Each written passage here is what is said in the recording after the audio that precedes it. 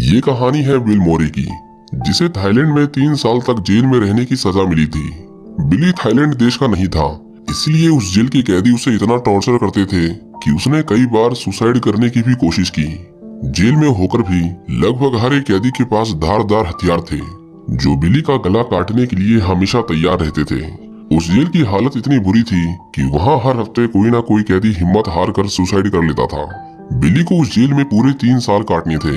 उस जेल का हर एक घंटा उसके लिए कितना मुश्किल होने वाला था, वो उसे पहले दिन ही पता चल गया था। बिल को कभी कभी 3-3 दिन तक जागना पड़ता था, क्योंकि उसे डर था कि कहीं वहाँ के कैदी उसे सोते वक्त मार ना दें। अब क्या बिल उस जेल से निकलकर अपने देश वापस जा पाएगा?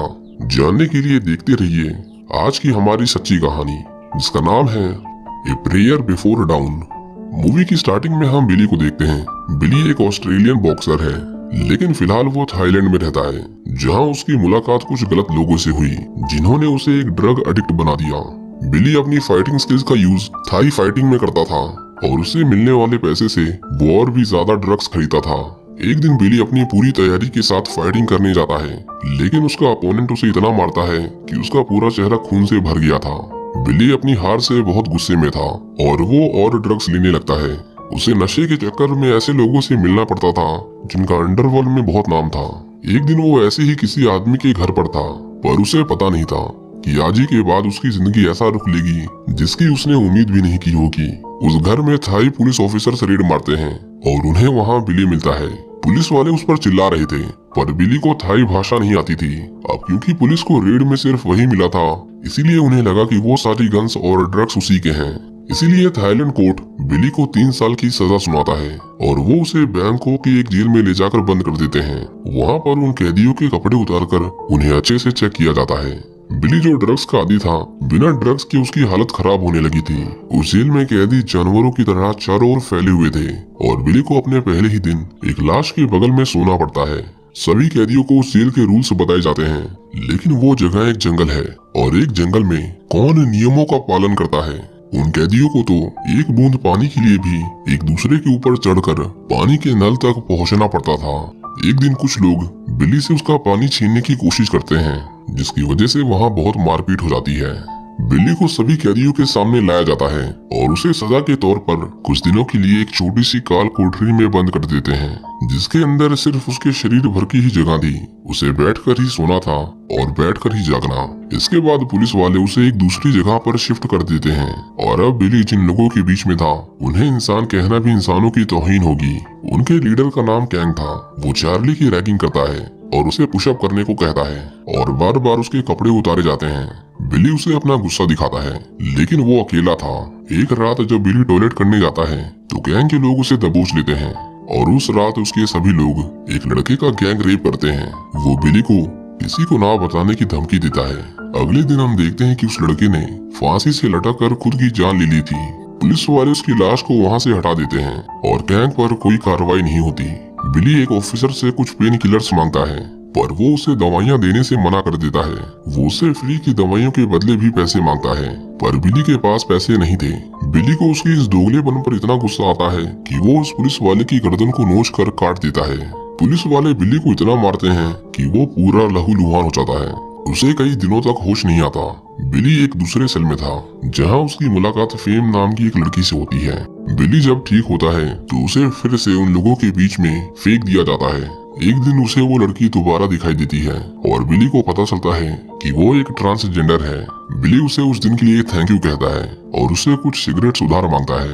वो उन सिगरेट्स को गैंग को दे देता है, इस उम्मीद में कि वो लोग उसे परेशान नहीं करेंगे। एक रात जब वो सभी सो रहे थे तो गैंग के लोग उस रूम के पंखे की ब्लेड्स निकाल लेते हैं और किसी दूसरे सेल में घुसकर कुछ लोगों को मार डालते हैं। कुछ देर बाद जेल में इमरजेंसी अलार्म बजता है और सभी कैदियों को बाहर निकाला जाता है। उन सभी की तलाशी ली जाती है और उन्हें बिली के कपड़ों में ड्रग्स मिलते हैं। बिली उन्हें कहता है कि ये उसका नहीं है, पर पुलिस को लगा कि वो खून उसी ने किए हैं। पर इन ड्रग्स को गैंग ने उसके कपड़ों में जानबूझकर रखा था ताकि वो उसे फंसा सके। बिली उनके हाथ जोड़ता है, पर कोई पुलिस वाला उसकी नहीं सुनता। बिली उन्हें वो टी शर्ट पहनकर दिखाता है। पुलिस वाले देखते हैं कि वो कपड़े तो उसे छोटे पड़ रहे थे, जिसके बाद वो गैंग को पकड़ लेते हैं और उसे मार मार कर सच्चाई निकलवा लेते हैं। उसकी चीखें लाउड स्पीकर से सभी सुन रहे थे और गैंग के लोग थोड़ा घबरा गए थे। बिली खुश था कि उसे थोड़े समय तक गैंग के लोग परेशान नहीं करेंगे। अब क्योंकि बिली एक ड्रग एडिक्ट था, इसीलिए उसने एक पुलिस वाले को उसके लिए ड्रग्स लाने के लिए मना लिया था, जिसके बदले बिली उसे कुछ पैसे देता था। लेकिन एक दिन वो ऑफिसर उसे कहता है कि वो चाहता है कि वो 2 मुस्लिम लोगों को मारे, तभी वो उसे और ड्रग्स लाकर देगा। बिली ड्रग्स के लालच में उन लोगों को बहुत मारता है, लेकिन उसे एहसास होता है कि उसने गलत किया है। अब उसके अंदर की सहन शक्ति ने जवाब दे दिया था, इसीलिए एक दिन वो एक ब्लेड से अपनी नसें काट लेता है। पर उसके मरने से पहले कुछ लोग उसे देख लेते हैं और उसकी जान बच जाती है। कुछ हफ्तों के बाद वो फिर से ठीक हो गया था, लेकिन उसे जीने के लिए एक मकसद की जरूरत थी, इसलिए वो डिसाइड करता है कि वो अपनी बॉक्सिंग को फिर से कंटिन्यू करेगा। उस जेल के अंदर एक स्पोर्ट्स सेक्शन भी था, लेकिन वो लोग बिली को अंदर घुसने नहीं देते और गाली देकर भगा देते हैं। उस जेल के अंदर वो लोग सिगरेट्स को एक करेंसी की तरह इस्तेमाल करते थे, मतलब सिर्फ सिगरेट दो और उन्हें जो चाहिए वो मिल जाएगा। बिली वहाँ के कैदियों से सिगरेट्स की बैटिंग करता है, जिसमें वो जीत जाता है, पर जीतने के बाद भी वो लोग उसे पहले दिन सिगरेट नहीं देते। लेकिन किसी तरह धीरे धीरे वो बहुत सारी सिगरेट्स इकट्ठा कर लेता है, जिसके बदले में उसे बॉक्सिंग क्लब में एंट्री मिल गई थी। बिली वहाँ पर प्रैक्टिस करता था। एक दिन ट्रेनर उसे एक थाई बॉक्सर से लड़ने को कहता है, पर जब बिली उसे लड़ने जाता है तो बहुत मार खाता है। बिली के अंदर अब किसी चीज का डर नहीं था, उसके अंदर था तो बस गुस्सा, बहुत सारा गुस्सा। बिली फेम को उसकी सारी उधार ली हुई सिगरेट्स लौटा देता है और वो दोनों धीरे धीरे एक दूसरे के करीब आने लगे थे। एक दिन बिली बहुत एग्रेशन में बॉक्सिंग की प्रैक्टिस कर रहा था। सभी उसे देखकर हैरान थे और बिली अब वहाँ के ट्रेनर की नजर में था। वो उसे अच्छे से ट्रेन करते हैं और बिली भी अब मन लगाकर प्रैक्टिस कर रहा था। उस जेल में जितने भी बॉक्सिंग मैचेस होते थे, बिली धीरे धीरे उन्हें जीतने लगा था। एक दिन जेलर उसे अपने पास बुलाता है और कहता है कि अब हम देश की दूसरी जेलों के साथ बॉक्सिंग मैच में कम्पीट करने वाले हैं और वो उसमें कम्पीट करने के सारे क्राइटेरिया को मीट करता है। जेलर उसे जेल की तरफ से बॉक्सिंग करने का ऑफर देता है, जिसके लिए बिली उसे तुरंत ही हाँ कर देता है। बिली पहला फॉरेनर बॉक्सर था जो जेल की थाई बॉक्सिंग में कम्पीट करने वाला था, लेकिन उसके पास खुद को ट्रेन करने के लिए सिर्फ 2 महीने थे। जेलर उसका ट्रांसफर बॉक्सिंग सेल में करवा देता है। वहाँ पर वो कैदी थे जिनके अंदर थोड़ी बहुत इंसानियत बची हुई थी। जब बिली अपने सेल से जा रहा था तो गैंग के लोग उसे जलन की निगाहों से देख रहे थे, लेकिन उसमें से कुछ लोग उसके जाने से खुश भी थे कि कम से कम कोई तो इस नरक से निकला। नए सेल के अंदर बिली की लाइफ बहुत अच्छी थी, उसे परेशान करने वाला अब कोई नहीं था, लेकिन इन सब की एक कीमत थी, जो था वो बॉक्सिंग मैच। अगर वो उसे हार जाता है तो वो लोग उसे दोबारा उसी नरक में फेंकने से पहले एक बार नहीं सोचेंगे। सभी मिलकर बिली को स्ट्रॉन्ग करने में जुटे हुए थे, लेकिन एक दिन बिली देखता है कि फेम किसी और लड़की के साथ थी। वो उससे इसके बारे में बात करना चाहता था, पर वो उसे वहाँ से जाने के लिए कहती है, जिससे बिली को बहुत गुस्सा आता है और वो उसके ऊपर चिल्लाने लगता है। वो उसे चीटर कहता है। बिली को बार बार उसी की याद आ रही थी, इसलिए वो ठीक से प्रैक्टिस नहीं कर पा रहा था। वो अपने साथ के अपोनेंट को खुद को मारने के लिए कहता है, लेकिन जब वो ऐसा नहीं करता तो बिली उसे ही मारने लगता है। पुलिस वाले उसकी इस बर्ताव को देखकर उसे फिर से जेल में डाल देते हैं, लेकिन बिली का गुस्सा अभी भी शांत नहीं हुआ था। जैसे जैसे दिन बीतते जाते हैं, बिली को एहसास होता है कि ये गुस्सा उसके लिए ठीक नहीं और वो उसी जेल के अंदर प्रैक्टिस शुरू कर देता है। पुलिस वाले जब उसे जेल से निकालते हैं तो बिली अपने सेल में दोबारा जाता है। उसके साथी कैदी उस पर बहुत गुस्सा थे। बिली उन लोगों से अपने किए के लिए माफी मांगता है। उन सभी ने उसे माफ भी कर दिया था और वो फिर से बिली को ट्रेन करने लगते हैं। बिली अब शांत रहने के लिए मेडिटेशन करने लगा था। एक दिन उनके सेल में कैदियों का मन बहलाने के लिए एक सिंगिंग प्रोग्राम अरेंज किया जाता है, जिसमें फेम गाना गाती है। बिली उसे गाता देखकर बहुत खुश था, क्योंकि वो समझ गया था कि ये उसकी दुनिया नहीं है। उसे अपने घर वापस जाना है, जहाँ उसका परिवार उसका इंतजार कर रहा है। एक दिन बिली को गैंग के लोग चारों तरफ से घेर लेते हैं। गैंग उससे पैसे मांगता है, पर बिली के पास पैसे नहीं थे। गैंग को HIV की बीमारी थी। वो अपने इन्फेक्टेड खून से बिली को भी इन्फेक्ट करने वाला था, ताकि वो बीमार हो जाए और बॉक्सिंग मैच में कम्पीट न कर पाए। बिली उसे कहता है कि बॉक्सिंग मैच जीतने के बाद उसे जो कुछ भी मिलेगा वो उन्हें दे देगा, जिसके बाद वो उसे छोड़ देते हैं। बिली को पता था कि उसकी लाइफ आसान नहीं है, लेकिन आगे जो होने वाला था उसके लिए वो शायद कभी तैयार ही नहीं था। एक दिन प्रैक्टिस करते करते बिली को पेट में दर्द होने लगता है, लेकिन वो अपने ट्रेनर को कुछ नहीं बताता और अकेले में जाकर खून की उल्टियां करने लगता है। बिली अधमरी हालत में वहीं पर पड़ा हुआ था। अगले दिन हमें पता चलता है कि ड्रग की ओवरडोज और बॉक्सिंग की वजह से बिली को हार्निया नाम की बीमारी हो गई है।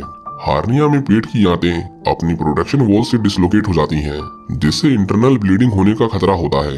डॉक्टर्स उसे बताते हैं कि अगर उसने ये फाइट की तो इसमें उसकी जान भी जा सकती है, इसलिए वो उसे पीछे हटने की सलाह देते हैं। लेकिन बिली अपने इस आखिरी मौके को नहीं खोना चाहता था, वो लड़ना चाहता था। इसके बाद हम देखते हैं कि वो दिन आ चुका था जिसका सभी इतने दिनों से इंतजार कर रहे थे। मैच के दिन देश के अलग अलग जिलों से बॉक्सर्स आए थे। बिली उनसे फाइट करता है और एक एक करके सभी को नॉक करता जाता है और अंत में वो आखिरी थाई बॉक्सर को भी बहुत कम पॉइंट डिफरेंस में हरा देता है और इस तरह बिली ने उस बॉक्सिंग मैच को जीत लिया था। सभी उसकी जीत से बहुत खुश थे, लेकिन तभी हम देखते हैं कि बिली को खून की उल्टियां होने लगती हैं और वो चक्कर खाकर गिर जाता है। जब उसे होश आता है तो वो एक हॉस्पिटल में था, उसके आसपास कोई नहीं था। वो जब अपने रूम से बाहर आता है तो वहाँ पर कोई सिक्योरिटी नहीं थी। बिली उस हॉस्पिटल से बाहर निकल जाता है और वो इतने सालों में पहली बार बाहर की दुनिया देख रहा था। हम लोग जो हमेशा अपनी जिंदगी से शिकायत करते रहते हैं, जरा सोचो बिली ने उस दिन दुनिया को किस नजर से देखा होगा। उस दिन उसके लिए हर एक चीज परफेक्ट होगी। बिली कुछ देर शहर की गलियों में घूमता है और उसके बाद फिर से उस हॉस्पिटल में जाकर बैठ जाता है, जैसे अब उसे जिंदगी से और कुछ नहीं चाहिए। इसी तरह बिली अपनी बची हुई सजा थाईलैंड की जेल में काटता है और इसके 3 साल बाद बिली को यूके की जेल में ट्रांसफर कर दिया जाता है और उसे थाईलैंड के किंग की ओर से ऑफिशियली उसके किए गए क्राइम के लिए माफ कर दिया गया था, जिसके चलते अक्टूबर 2010 में बिली को यूके की अदालत भी बाइज्जत बरी कर देती है। आखिर में हम देखते हैं कि बिली से उसके फादर मिलने के लिए आते हैं, जो कोई और नहीं बल्कि असली बिली था। ये मूवी बिली मोर की असली जिंदगी पर आधारित है, जिसने बाद में जाकर अपनी दास्तां को एक किताब के जरिए पूरी दुनिया को बताया और देखते ही देखते उसकी किताब इंटरनेशनल बेस्ट सेलर बन गई थी।